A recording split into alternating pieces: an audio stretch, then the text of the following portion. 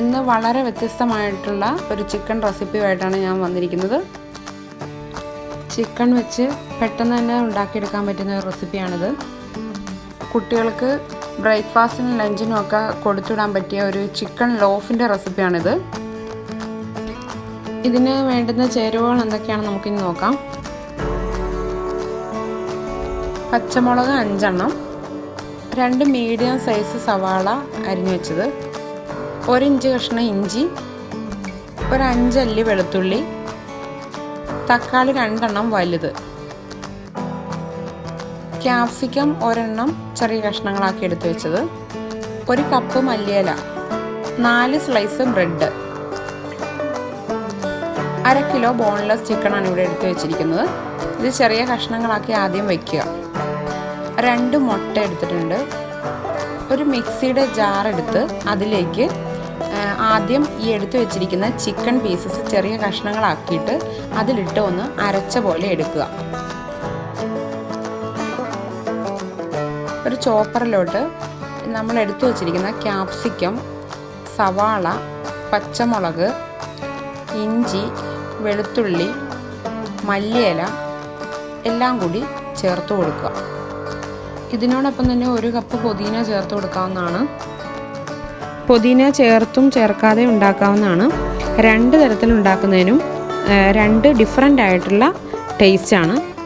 രണ്ടും എനിക്ക് നല്ലതായിട്ടാണ് തോന്നിയിട്ടുള്ളത്. തക്കാളി എടുക്കുമ്പോൾ അതൊന്ന് ചെറിയ കഷ്ണങ്ങളായിട്ട് ചേർത്ത് കൊടുക്കുക.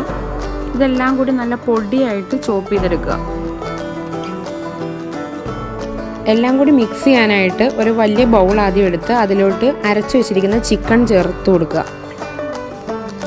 ചിക്കൻ ചേർത്ത് വെച്ചതിന് ശേഷം അതിലോട്ട് ആ എടുത്തു വെച്ചിരിക്കുന്ന 4 പീസ് ബ്രെഡ് നല്ലപോലെ മിക്സിയിൽ പൊടിച്ചത് അതുകൂടി ചേർക്കുക. ഇനി ഇതിലേക്ക് ചോപ്പ് ചെയ്ത് എടുത്തു വെച്ചിരിക്കുന്ന സാധനങ്ങളെല്ലാം കൂടി ചേർത്ത് കൊടുക്കുക. ഇനി എടുത്തു വെച്ചിരിക്കുന്ന 2 മുട്ട നല്ലതുപോലെ അടിച്ച് ഇതിനകത്തോട്ട് ഒഴിച്ചു കൊടുക്കുക.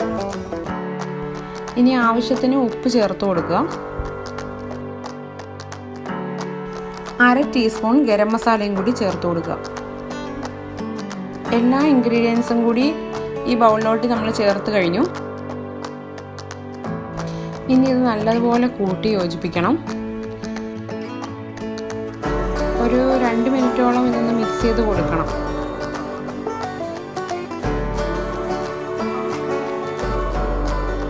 ഇനി ഇതിലേക്ക് വലിയ 2 സ്പൂൺ സൺഫ്ലവർ ഓയിൽ ചേർത്ത് കൊടുക്കുക. ഒലിവ് ഓയിൽ ചേർത്ത് കൊടുക്കുകയാണെങ്കിൽ വേറെ ഒരു ഫ്ലേവർ വരും. ഒലിവ് ഓയിലിൻ്റെ ടേസ്റ്റ് ഇഷ്ടമുള്ളവർക്ക് അങ്ങനെ വേണമെങ്കിലും ചെയ്യാം. വീണ്ടും നന്നായി കൂട്ടി യോജിപ്പിക്കുക. എണ്ണ എല്ലായിടവും വരുന്ന രീതിയിൽ നന്നായിട്ട് മിക്സ് ചെയ്ത് കൊടുക്കുക.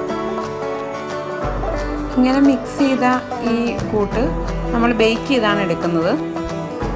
ബേക്ക് ചെയ്യാൻ വേണ്ടി ഒരു ലോഫ് പാനിലോട്ട് അലൂമിനിയം ഫോയിൽ വെച്ച് ഒന്ന് കവർ ചെയ്തിട്ട് അതിലോട്ട് അല്പം ഓയിൽ തൂക്കി കൊടുക്കുക. എല്ലായിടവും ഒന്ന് ആ ഓയിൽ തേച്ച് പിടിപ്പിക്കുക. മിക്സ് ചെയ്ത് വെച്ചിരിക്കുന്ന ആ ചിക്കൻ്റെ കൂട്ട് ഇനി ഇതിലോട്ട് ഇട്ട് കൊടുക്കുക. എന്നിട്ട് നമ്മൾ കൈ വെച്ച് ഒന്ന് നല്ലതുപോലെ പ്രസ് ചെയ്ത് ഒന്ന് നിരത്തി കൊടുക്കുക.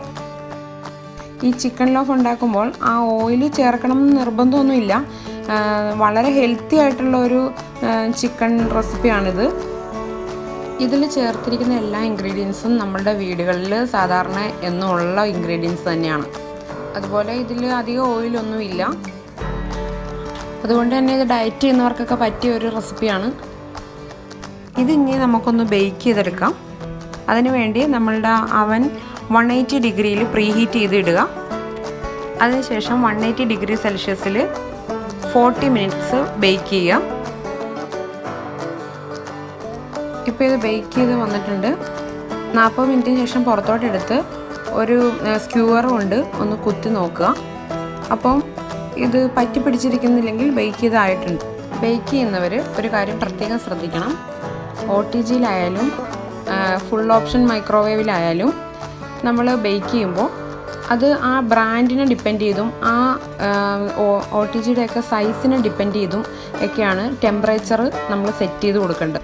ഞാൻ ഉപയോഗിക്കുന്നത് മോഫി റിച്ചാർഡിൻ്റെ 60 ലിറ്ററിൻ്റെ OTG ആണ്.